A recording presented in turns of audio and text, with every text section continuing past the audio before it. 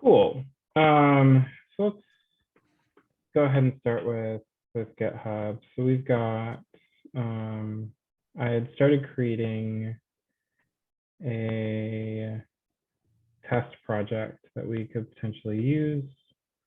And there's not a whole lot of like issues in it. Yeah, this is what I wanted.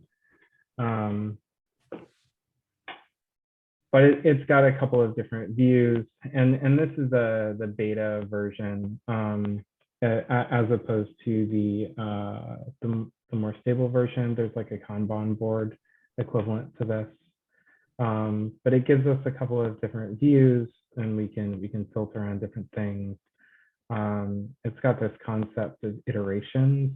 So if we actually like take a look at the unfiltered part, pretty much all of the issues that we have in this backlog have attributes, and we can do things like make them constant, so like enums essentially, or we can have like string values and things of that nature. But if we use iterations, we can have this concept of like, well, certain issues are part of a sprint, then we can go ahead and like populate other issues into another sprint and so on. And then we can also give us the option to kind of like have a backlog that doesn't include the issues that are currently being worked on, or not currently assigned to a sprint. So one of the things is that a lot of times when we're creating stories, we follow as a type of user, we want to do something because it does something for us. So as a contributor, helps if I can type, right? Contributor. As a dev, I want to test projects because ... And we can go ahead and like open this up, and we can do things like add stakeholders. I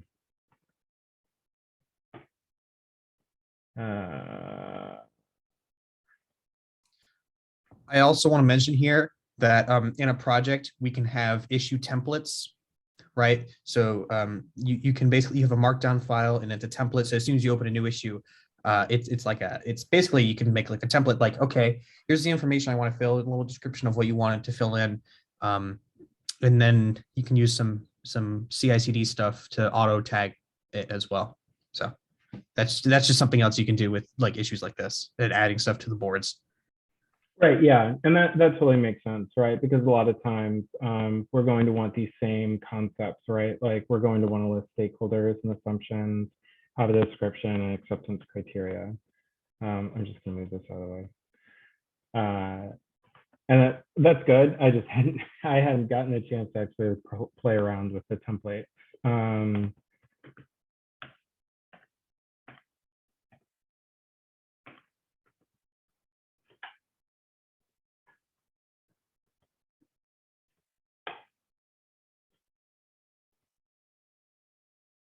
And along with that, there's a lot of other formatting that we can do. If I remember correctly, this supports Markdown, so we can make this as pretty or as utilitarian as we want it to be.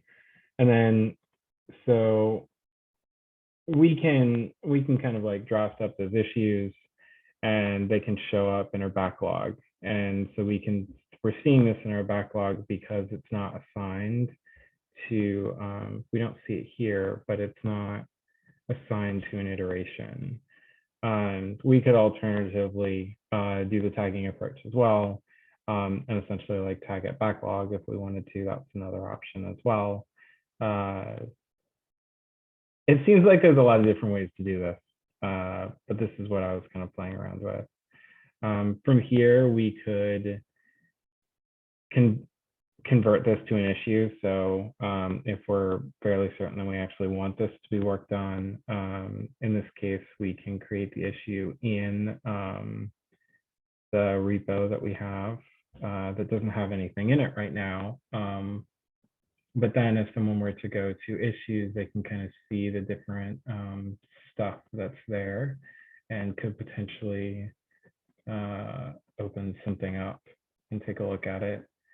And then additionally, so we can do things like we can assign it to people. We can give it an estimate, right? So oftentimes there's lots of different ways to do estimates, but we can say, this is a 3. We can, interesting. I probably need to update this view to have iterations. Yes.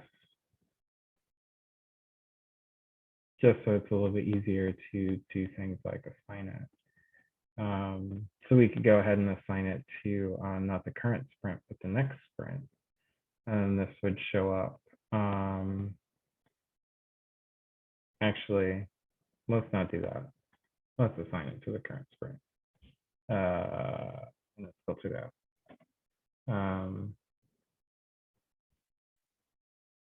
We can kind of go over here. We can see things that's interesting. So we probably want like some default, a no status doesn't make any sense.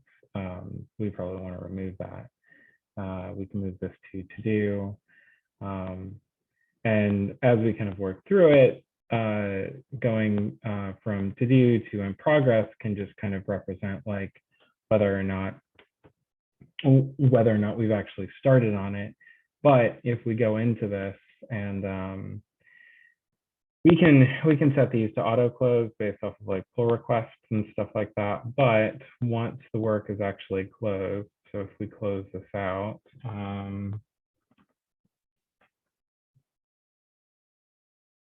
and we go back to our sheet, it automatically moves the task over.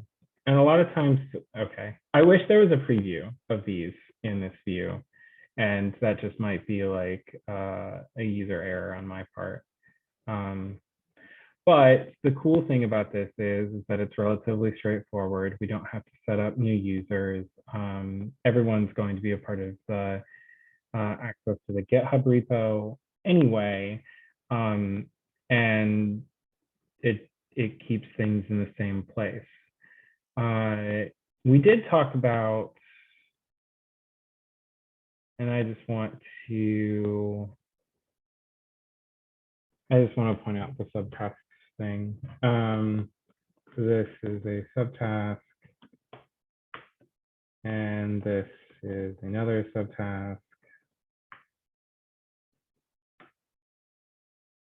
As a dev, I want a story with tasks so that I can follow an agile. Well, that's not really correct. So I can follow Scrum. Let's do that. And we're just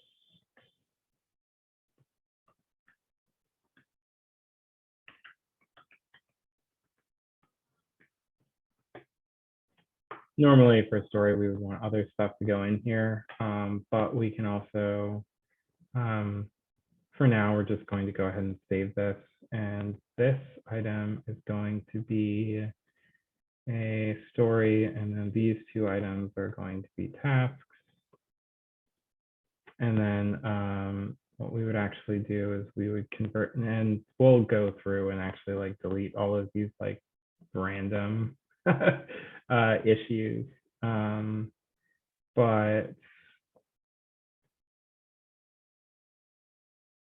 so what we can do is we can actually go ahead and throw this into the current sprint. And then take a look here. We can go ahead and we can edit this. And I believe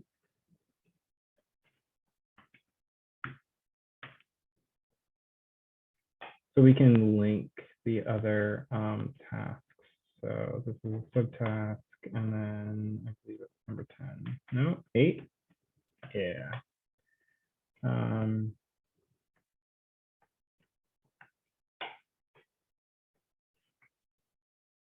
I just don't like number 6.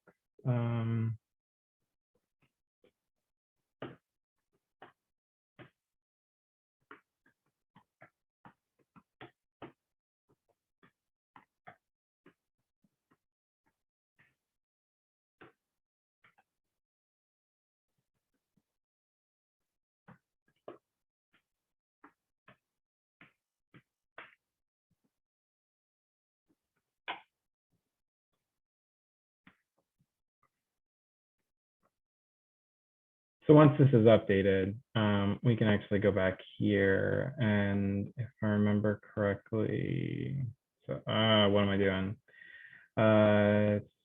So these tasks though weren't represented, and we can go ahead and make sure that these are a part of it as well, if we wanted to, and that'll allow us to see these.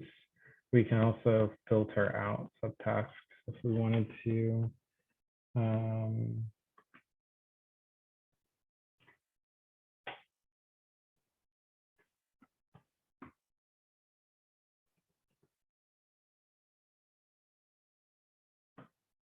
No, that doesn't do what I want it to do. That's fine.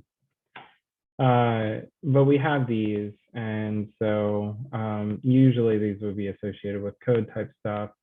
And then someone would do a pull request, it would auto close this issue, but we can manually close it. We can go back and we can see that that's closed over there. And we can see it's represented here as well.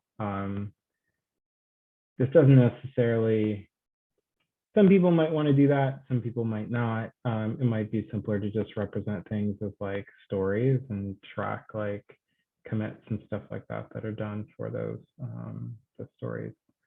The only unfortunate thing about this is that, and correct me if I'm wrong, Tyler, but if I move this over to here, I don't believe it's going to auto close here. No, generally it does not auto close in case you've done that as a mistake, because then it would be weird if you had to reopen the issue.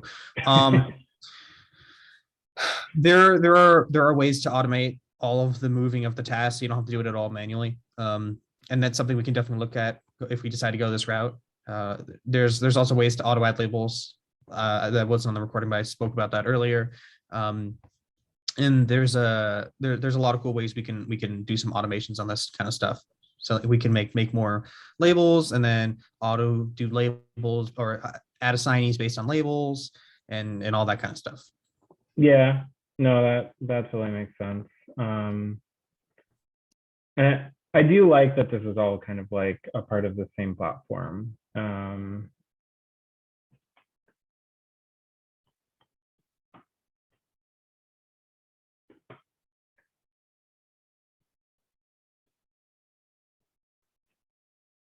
I'm not sure what, well, it automatically included. No, that's fine. Okay. So we can have stories as a part of sprints. I generally like that. We can, as we close things out with pull requests, it'll auto close things here, which is nice. And it's all in one place. And everything that we can see here, well, maybe not everything, but most of what we would want to do with this is supported by the API. So if we ended up going with this and we wanted something a little bit more full featured or felt more natural for some things that we wanted to do, we could always switch. But I do think that there's less effort for us to just use this and get some forward momentum. But this is my opinion. Aside from that, and I haven't represented it here, but there's also this concept of like milestones, and we can make these issues a part of milestones to kind of like track progress towards more long-term goals across multiple sprints. So I can't remember if You can I, also use milestones as sprints. So you can have sprint 1, and that would be a milestone. And you'd have this many tasks to complete by sprint 1, and you can do it that way as well. yeah, that makes sense. And And I think each milestone can have its own board. So there's, yeah, each one can have its own board. So instead of having it like this, you use the older kind of style of boards, not the one that's in beta. The older kind of project. And what it does is you would have like a board for each one, or a project for each one, rather than a overall project, if that makes sense. it does. I was looking at this as well. And it's kind of nice on the Kanban style where it shows more of like a preview in this as well. Earlier, Tyler had mentioned another project. Where is it? K3s. Yeah. Yeah. So those of you who don't know, K3s is a Kubernetes distribution. It's a good example of what you can do with a project. It's very complex. It's a very big project, so it's got a lot going on. Just as a warning. Yeah. Which is totally fine though. Like that this works for them, and that's okay. But it does show that this works for large active projects. Like this is a project management tool, even has enough functionality to support essentially the type of velocity that this needs. So I think that's a vote of confidence there. So yeah, and in this one, it looks like they're using the that Kanban board style, I think, right? And then you can see the different labels. I don't know if there's anything that you specifically want to highlight here. You can also look at it. I think if you go into projects, you can also look at it from a milestone point of view. I think there's like under projects, there's like a little. I do know there's a way you can look at it from like a milestone point of view. Maybe you have to click on it through like an issue or something like that. But there is a way to see like all of, yeah, like that. You can see, hey, for V123.4 K3S1, it's 83% complete. Here's all the issues related to that, right? Here's where we're on with that. And there's a way to look at it through like a Kanban style dashboard as well. So it's very versatile. You can use it in a number of different ways, and there's a lot of great, like automation stuff we can do with that, with auto tagging of labels and moving stuff around and assigning stuff. I really like it. That's what I use for my projects, even though it's just me. It helps me keep track of stuff. So, yeah. Right on. No, that's good. So you've had more experience with this than I have. Is there anything in particular that hasn't been highlighted yet that should be highlighted about this? I think I think I just said it. It's very versatile. Like we don't have to use the new projects. We can use the old projects. There's a couple of different like templates that we could build off of, or we can make our own. We can add more panels. We don't. I mean, as you saw, we're not limited to just like 3 different to do, in progress, and that. We can have hundreds if we really wanted to. Although I really wouldn't recommend that. But it's a very good tool. And especially since it's already on the platform that we're using to store our code, it's just one less thing to depend on. One less account you have to make, and it's integrated very tightly. And there's a lot of cool stuff we can do with it. Yeah. No, I like that. Awesome. I think I think on the flip side of this, we probably just want to take a look at some of the functionality that we could get with Jira. So previously, some folks had expressed that um, Jira takes a little bit of time to get everything set up. That's true. And it's more complex than what we might need for this project. That also could be true. Um, maybe not, but it definitely could be true. I have a personal one of these that I sometimes use and sometimes don't. Let's actually just go ahead and close this out. Let's move everything to the backlog and we'll do that. So we'll go ahead and we'll take a look at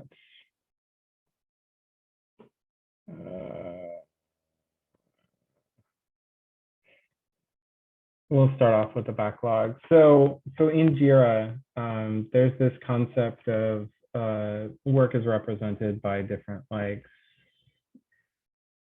sizes of bodies of work, right? So you have stories, which are those familiar with Agile and working with Agile would probably have heard of stories by this point.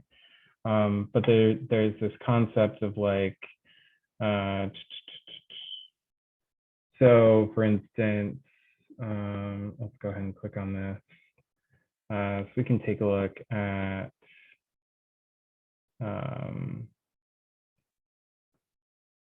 that is not what I clicked on, which is fine. That is, oh, it is what I clicked on. That is not what I wanted to click on though.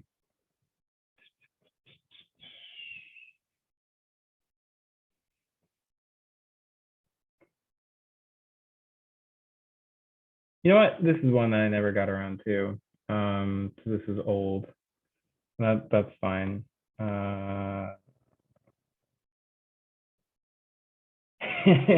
So there's this concept of a story where you basically have like a body of work. There's stakeholders, people that are interested in it. You've got things like acceptance criteria, definition of done. This doesn't necessarily need to be a part of a story, but this is usually something that would get completed in like 2 weeks or a month or whatever the sprint is. And usually there's subtasks as a part of that, right? So you can represent like UI mockups or wireframes as a part of the planning for that, for doing the work. Arguably, this kind of stuff should get through. Anyway, I'm getting too much into the weeds, but there's these different there are these different subtasks. So you've got stories kind of in the middle. You've got subtasks, which represent pieces and components of getting the story to completion. And then there's also this higher level concept of like epics, where you might say have a roadmap of where you want things to go. And part of that roadmap is this collection of epics where like, I don't know, make better software and reduce running time of something. And that would take multiple sprints for it to go through. And you could track that across multiple sprints. And, you know, you could take a look at like what is in an epic. This potentially could also get mirrored to milestones in GitHub projects if it was used that way. It doesn't have to be. Or labels, I guess. But anyway, Jira has this concept of epic. So it's larger than a story. It's usually a collection of stories. And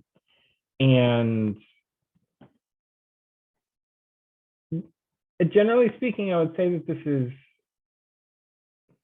for those who have started using it, it's relatively like easy and pain-free to use. I don't know why I'm not seeing everything on this page. So let's go ahead and let's do this. And we'll just use a smaller view. But there's this concept of like, what kind of task, what kind of thing do I want to create? I can create a bug, I can create a task, I can create a story. As a dev, I want to test something. And I can go into this, and why isn't that showing up on the right-hand side?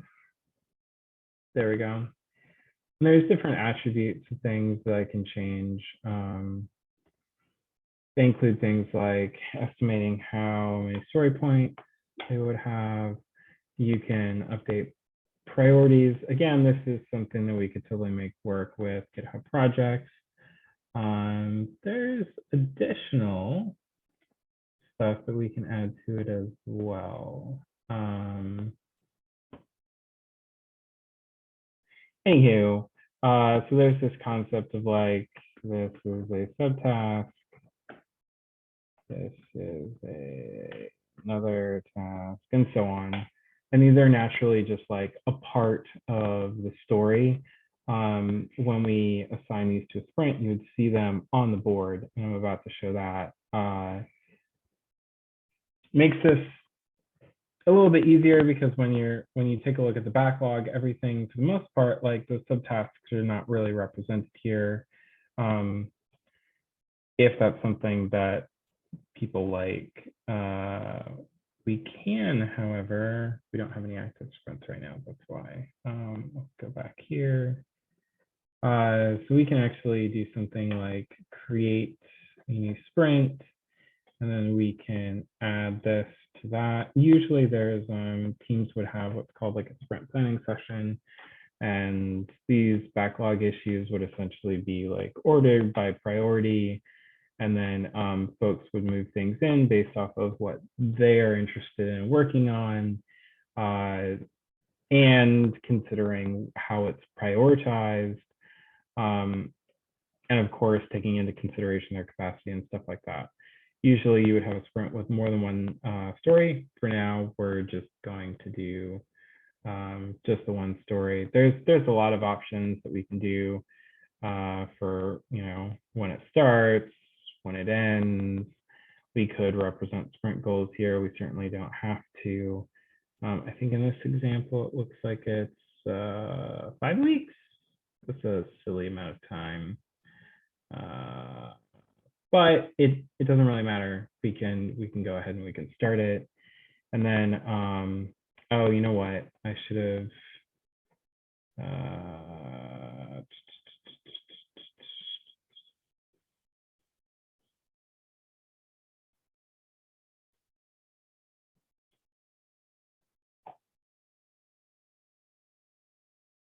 we'll just go ahead and add this as well. So we've got two things in our current sprint, and we can go to active sprints, and we can see that Jira just does has a nice view of kind of this, like, this is the high level story, and these are the tasks. Why I did that. And then these are the subtasks for that. And these can get moved around, they can get moved done. There's an integration that Jira supports that allows you to see code that has been committed, so you can see like pull requests being created that tag this particular story. GitHub, of course, supports that type of visibility as well because it's all on the same platform. But yeah, and then usually this allows you to just kind of see at a glance like where things are. And depending on how folks want to plan the work, this can represent that. I'm pretty sure that we could do something like this similarly with GitHub projects as well. But then again, I'm not necessarily sure that we need to have that level of control. I personally like this view. I'm used to this. There's a fully featured API. If we wanted to export things from GitHub projects and import them into Jira, that's 100% something we could do later on down the line. Likewise, we could theoretically start with Jira and then export everything from Jira into GitHub as well. I'm not sure that that would necessarily make sense, but that's an option. I'm sure I'm like forgetting something that's important.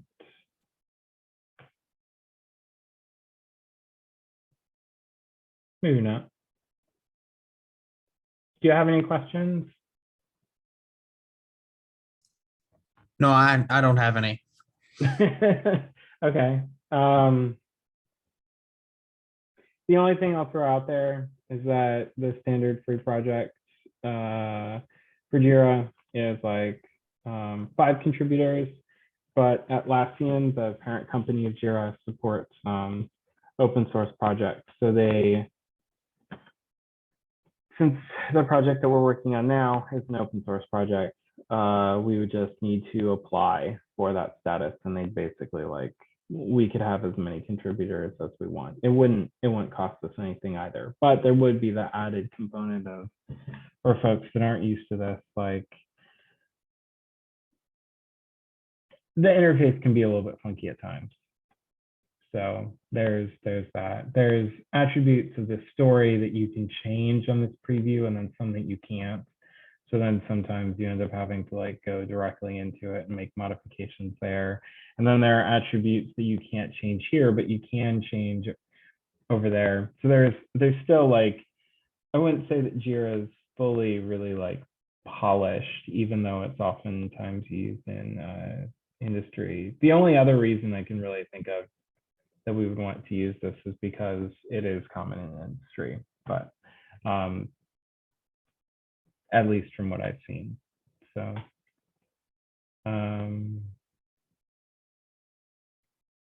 I don't have any epics represented. That's fine. Anyway, I just wanted to at least show it. My favorite part about this is probably actually like just their representation of the Active Sprint board, just because for teams that are doing like daily stand-ups, and you just kind of like go through the stories that are in progress. And I just stopped sharing my screen. Let's go back. Sorry about that.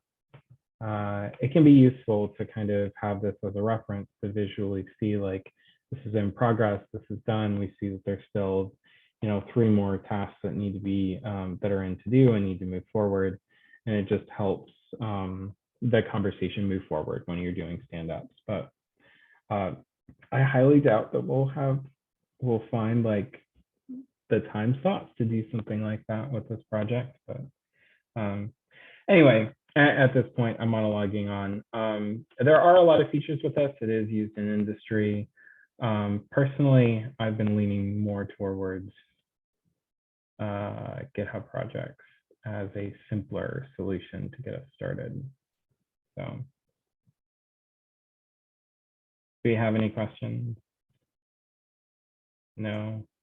No, I definitely agree with you that I think we should use GitHub projects, just for the just for the sake of usability. We're already using GitHub. It's a lot easier just to say, okay, we're using GitHub. We start here, and just if we do develop the need for Jira, maybe it's like you said, we could always just switch over if we needed to. So. Yep, and then that would force people to actually like I mean, we would need like API clients for that, and that would potentially be fun for someone to explore like what the API actually offers through both GitHub and Jira. Some of the changes GitHub has made in the last like year or so to their API is actually really cool, and so that could be a fun side thing as well. But anyway, okay. I'm going to go ahead and stop sharing and stop recording because we're at the end of the demo, I think.